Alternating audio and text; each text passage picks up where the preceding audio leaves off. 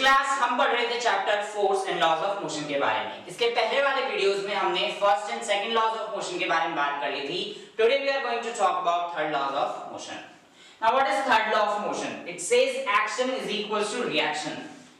इन general terms बात करूं, अगर आप किसी को जाओगे थप्पड़ मारने के लिए तो आपको क्या करेगा? वो चुपचाप बैठेगा, रिवर्स में आपको एक और लगाएगा, रिवर्स में लगाएगा, लेकिन रियलिटी में वो ज्यादा इंटेंसिटी से लगाता है। बट इन फिजिक्स एक्शन जो भी होगा उसका रिएक्शन भी क्या होगा? उसी के इक्वल होता है।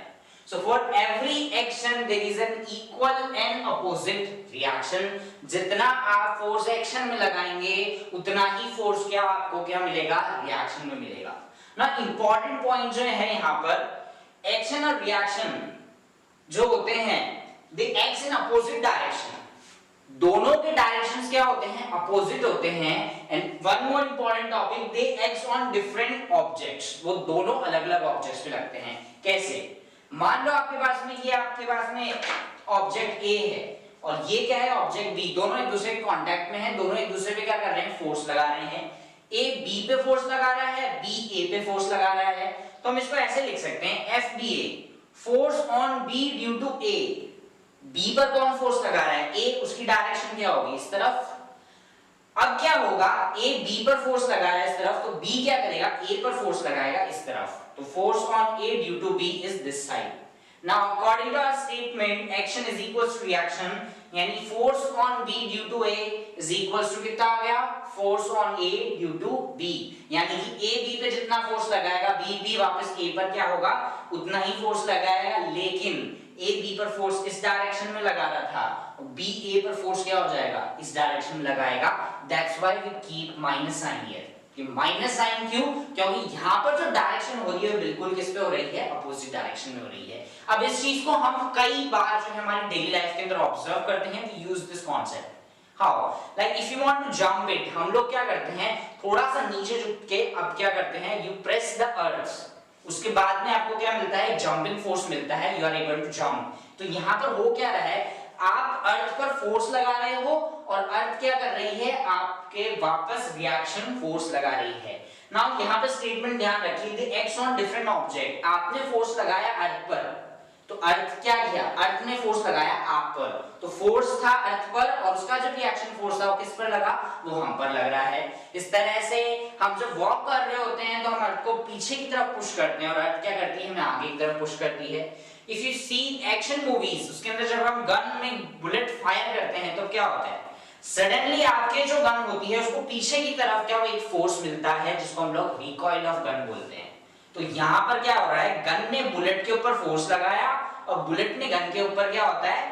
अपोजिट रिएक्शनरी फोर्स लगाया। यहाँ इंपॉर्टेंट बात है, फोर्स इक्वल होते हैं, एक्सेलरेशन इक्वल नहीं होता। फोर्स इक्वल है लेकिन फोर्स क्या होता है? Mass into acceleration. अगर मास अलग-अलग है तो लोग उसका एक्सेलरेशन भी क्या होगा? डिफरेंट होगा। इस वजह से, क्योंकि जो बुलेट होती है उसका मास बहुत ही कम है, इस वजह से उसकी जो स्पीड होती है वो क्या होती है? बहुत ज्यादा। लेकिन गन काफी बड़ी होती है, उसका मास क्या है? बहुत ज्यादा। इस वजह से फोर्स तो बराबर लगते हैं लेकिन उसका मास ज्यादा होने की वजह से एक्सेलरेशन क्या हो जाता है? उस केस के अंदर इट इज लेस। और भी कई प्रैक्टिकल एग्जांपल है हमारे पास में। जब हम रॉकेट को फायर करते हैं तो क्या होता है? गैसेस अर्थ के ऊपर प्रेशर लगा रही है, अर्थ रॉकेट को ऊपर की तरफ पुश करेगा। आप बोट के अंदर जा रहे हैं, आप जंप करने की कोशिश कर रहे हैं, तो होता क्या है? हम सडनली बोट को पीछे की तरफ मूव करते हैं, बोट पीछे जाने लग जाती है, we move the forward. So this action and reaction forces we often observe in various phenomena in daily life and we use this. अब हम बात करते हैं कंजर्वेशन ऑफ लीनियर मोमेंटम की। नाउ हम बात करते हैं कंजर्वेशन ऑफ लीनियर मोमेंटम की। अगर किसी भी वर्ड के आगे कंजर्वेशन ऑफ लिखा आ जाए तो इसका मतलब होता है कि वो जो क्वांटिटी है उसका सम क्या रहेगा? That will be constant. Conservation का मतलब होता है बचा के रखना, उसको प्रिजर्व करना, उसको बचाना। तो हम यहाँ किसको बचा रहे हैं? We are saving linear momentum, यानी कि कोई भी सिस्टम है उसके अंदर जो लीनियर मोमेंटम है that will be conserve, that will be constant. So it's definition is total linear momentum of a system is conserved. इसका मतलब क्या है? वो फिक्स रहेगा if no external unbalanced force working on it. Let's say कोई system है आपके पास में। सिस्टम का मतलब होता है कोई भी एक ऐसी एंटिटी है, कोई भी ऐसा ग्रुप मान सकते हो आप अपनी मर्जी से जिसके अंदर आपने चीजों को जोड़ रखा है। तो उस ग्रुप के जब हम सारे एलिमेंट्स को कंबाइन कर लेते हैं तो उनका जो सम है लीनियर मोमेंटम का वो हमेशा क्या रहेगा, दैट विल बी कांस्टेंट अगर कोई एक्सटर्नल अनबैलेंस्ड फोर्स काम नहीं कर रहा है। तो अगर बैलेंस्ड फोर्स आउट होता है तो वो क्या करते हैं, बैलेंस्ड फोर्सेस में एक दूसरे का जो इफेक्ट है that will B cancelled. But if the unbalanced force is working, यानी कि एक तरफ आपकी फोर्स ज्यादा है तो ऑब्वियसली वो डोमिनेट करेगा, तो वो उसको थोड़ा बहुत चेंज कर देता है। इसका एक डेफिनेशन और कह सकते हैं, मान लीजिए आपके पास में कोई सिस्टम है, कुछ व्हीकल्स जा रहे हैं, वो उनके बीच में क्या होता है, कोलिजन। कोलिजन के बाद में उनकी जो स्पीड है वो चेंज हो जाएगी, यानी उनका मोमेंटम क्या हो रहा है, it's also changing. So the total momentum before and after collision is same if no external forces acting on it. इसको एक एग्जांपल से देखते हैं। हमारे पास में दो ऑब्जेक्ट है 1 and 2, इनिशियल इनकी वेलोसिटी है u1 and u2। अब यहाँ पर एक गौर करने वाली अब बात है, u1 और u2 में से ज्यादा कौन होगा, ऑब्वियसली पीछे वाली चीज अगर आगे वाले से ज्यादा होगी तभी उन दोनों में क्या होगी, टक्कर होगी। अगर आगे वाली चीज हाई स्पीड से दौड़ रही है तो दे विल नेवर कोलाइड, उनमें कोलिजन कभी नहीं होगा। तो यहाँ पर u1 हमेशा क्या होता है, u2 से बड़ा है। अब अगर ये इसकी स्पीड ज्यादा है तो नेचुरल बात है इन दोनों में कोलिजन होगा, और कोलिजन होने के बाद में क्या होता है, इनकी स्पीड जो है, इनकी वेलोसिटी है वो क्या होती है, बदल जाती है। तो इनिशियली इसकी वेलोसिटी थी u1, इसकी वेलोसिटी थी u2। अब इसकी वेलोसिटी क्या हो गई v1 और इसकी वेलोसिटी हो गई v2। यहाँ पर v1 v2 एक v1 v2 से ज्यादा भी हो सकती है, कम भी हो सकती है, दैट इज डिफरेंट थिंग। अब हमने क्या कहा था कि total linear momentum of a system is conserved, यानी कि कोलिजन के पहले का जो लीनियर मोमेंटम है एंड कोलिजन के बाद का जो लीनियर मोमेंटम है उनका जो सम होगा, इनका सम और उसका सम वो क्या होगा, इक्वल होगा। कैसे, लेट्स सी दिस। सबसे पहले हम बिफोर कोलिजन की बात करते हैं, तो यहाँ पर लीनियर मोमेंटम कितना होगा, इसका momentum mass of first object into velocity of first object m1 u1, इसका कितना हो जाएगा, mass of second object into velocity of second object, तो m1 u1 plus m2 u2। After collision कितना होगा, मास of first object and velocity of first object m1 v1 plus यहां पर क्या आ जाएगा m2 v2, यानी इसका जो सम है और इसका जो सम है ये और ये आपस में क्या होंगे, ये इक्वल होंगे। This is the law of conservation of linear momentum. अब हम क्या कहते हैं कि कैसे न्यूटन के सेकंड और थर्ड लॉ का यूज करके हम इस कंक्लूजन पे आते हैं कि for before and after linear momentum वो क्या हो रहा है, कंजर्व हो रहा है। वन एंड टू, इनकी वेलोसिटी है u1 और इसकी वेलोसिटी है u2।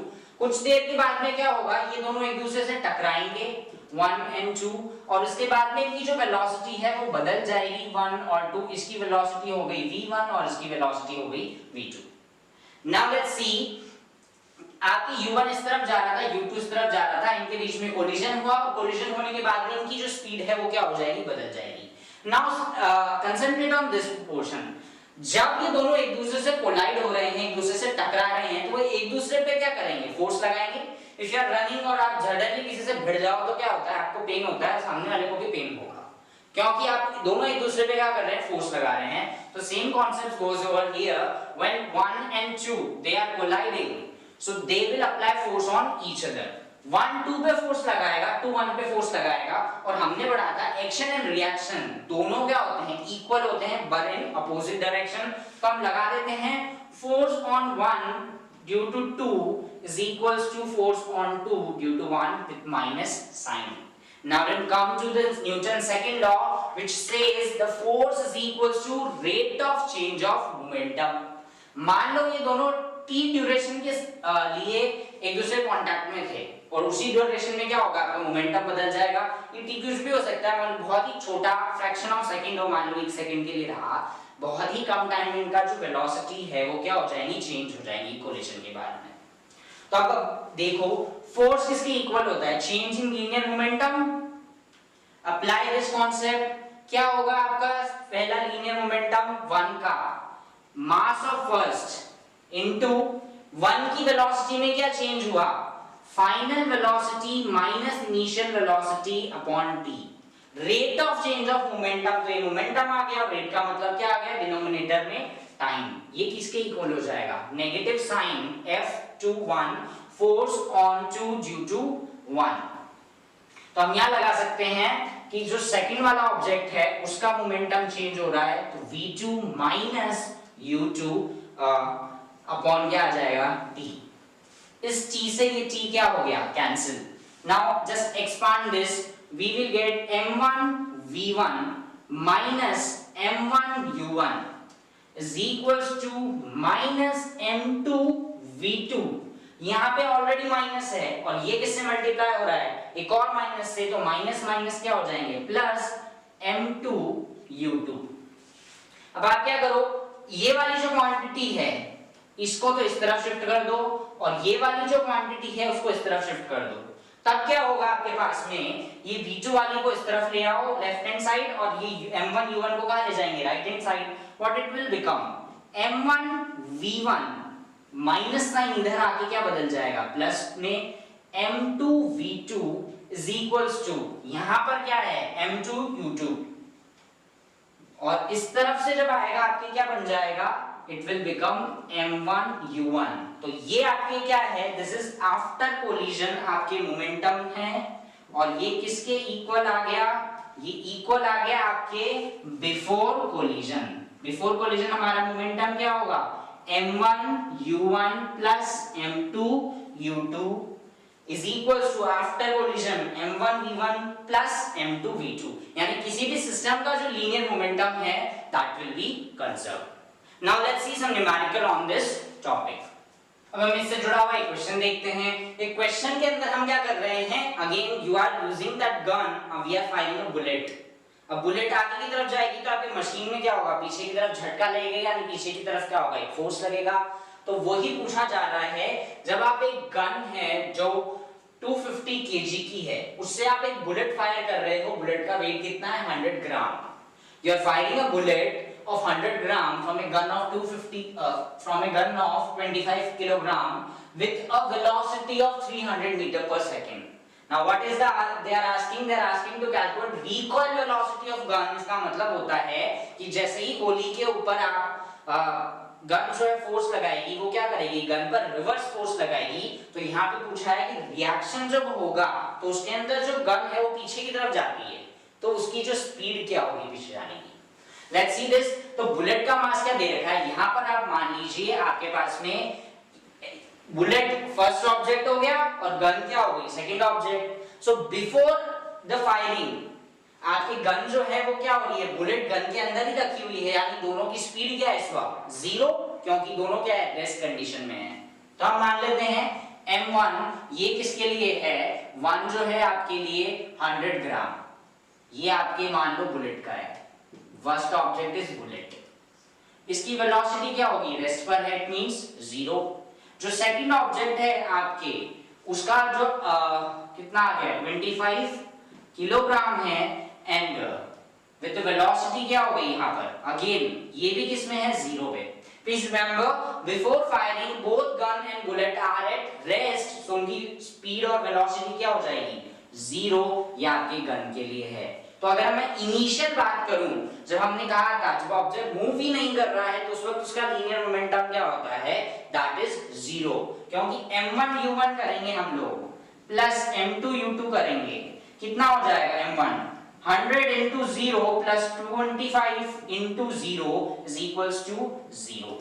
अब आप जैसे ही फायर करोगे तब क्या होगा, इसके अंदर वेलोसिटी जनरेट हो जाएगी। तो मास तो अभी भी हमारे पास में 100 ग्राम ही रहेगा, लेकिन जो वेलोसिटी है वो कितनी आ रही है, 300 मीटर पर सेकेंड। मास, गन का मास अभी भी उतना ही रहने वाला है, विच इज 25 kg, यानी कितना आ गया 25,000 ग्राम। और जो वेलोसिटी है वो ही हमसे क्या करी है, पूछी जा रही है। तो लगाओ वापस हमारे formula of conservation of momentum. तो before collision, before starting 0, after m1 v1 plus m2 v2, apply करेंगे क्या आएगा 100 into 300 plus m2 25,000 1000 into V2। तो V2 निकालने के लिए क्या करेंगे हम लोग, इसको ले जाते हैं उस तरफ। So what it will become? It will become 300 100 1 2 3 4 minus is equals to 25,000 V2। तो यहाँ पर V2 क्या आ जाएगा when we divided minus 30,000 divided by 25,000, 30 से 30 कैंसिल। तो यहाँ पर जो आपकी वेलोसिटी है वो कितनी आ जाएगी, -6/5 metre per second, -6/5 metre per second. और अगर आप इसको कन्वर्ट करेंगे तो what you will get, you will get -1.2। What you will get, -1.2 metre per second. अब देखो जो गन थी वो आपकी केवल क्या है, -1.2 मीटर पर सेकेंड से पीछे की तरफ गई, लेकिन जो बुलेट थी वो 300 मीटर पर सेकेंड की वजह से गई। ये डिफरेंस क्यों आया, फोर्स दोनों में बराबर लगा था, लेकिन बुलेट का मास बहुत कम था, इस वजह से उसकी वेलोसिटी बहुत ज्यादा हो गई, और गन का मास बहुत ज्यादा था, इस वजह से इसकी वेलोसिटी बहुत कम रह गई। और यहाँ पर जो नेगेटिव साइन आ रहा है, व्हाट इट विल इंडिकेट, अगर बुलेट इस तरफ जा रही है तो नेगेटिव साइन का मतलब क्या हो गया, गन आपके पीछे की तरफ मूव कर रही है। तो this concept we can apply. Let's see one more numerical. अब हम एक डिफरेंट सिनेरियो की बात कर रहे हैं। मान लो आप एक बस को कैच करने के लिए क्या कर रहे हैं, उसके पीछे दौड़ रहे हैं। बस आपसे जा रही है, आपकी स्पीड क्या होगी, since you are behind and in order to catch the bus your speed must be greater than the bus। आपने बस को पकड़ा, बस को पकड़ने के बाद में क्या होंगे, आप जैसे ही बस के अंदर जाएंगे दोनों की स्पीड क्या हो जाएगी, इस वक्त सेम हो जाएगी। तो that is the case here, a 75 kg person is running with 10 meter per second speed to catch a moving cart। कोई भी एक मूविंग रोली है, रोलर है, मूविंग कार्ट है जिसको कैच करने के लिए दौड़ रहा है। That cart is moving with a velocity of 5 meter per second। तो पर्सन की वेलोसिटी हो गई 10 और कार्ट की कितनी हो गई 5 meter per second, and the weight of cart is 20 kg। Now what they are asking is, they are asking with what velocity cart will be moving when the person gets on it। So again we have to use the concept that initial momentum is equals to final momentum. P stands for momentum। तो initial momentum हम लगाएंगे m1u1 is equals to m2u2। तो first आपके मान लीजिए, first जो आपके क्या आ गया, पर्सन है, and the second is your cart. तो लगाओ सबसे पहले पर्सन के लिए। First we have to write down कि मास क्या है, the mass of first object is 75 kg। Mass of second object m2 is 20 kilogram। Initial speed of the first object u1 is equals to what it is 10 meter per second, and the next u2 is equals to 5 meter per second।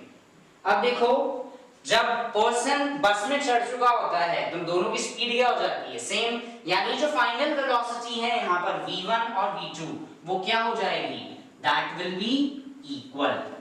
Now सबसे पहले concept लगाएंगे, initial momentum is equals to final momentum. लगाइए initial momentum m1u1 75 kilogram, किसमें convert करेंगे, we have to convert into gram. 75 gram into 10 plus 20,000 into 5 is equals to m1 कितना हो जाएगा यहाँ पर, चलो इजी कैलकुलेशंस के लिए इसको भी किलोग्राम में ही रखते हैं हम लोग, then we will convert later into gram. तो ध्यान रखना यहाँ पर रखा जा रहा है 75 into 10 plus 20 into 5 is equals to, now is equals to में क्या आ जाएगा, m1 v1, m1 कितना है 75 v1 plus 20 v2। अब v1 और v2 क्या है, आपस में इक्वल हैं, so can I write it as 75 v1 plus 20 v1। तो ये क्या आ जाएगा आपके v1 कॉमन 75 plus 20, और यहाँ पर when you multiply it what you will get 750 plus 100। तो आपकी जो वेलोसिटी आ जाएगी फाइनल वो क्या आ जाएगी यहाँ से, v1 is equals to 850 divided by 75 plus 20 it is 95।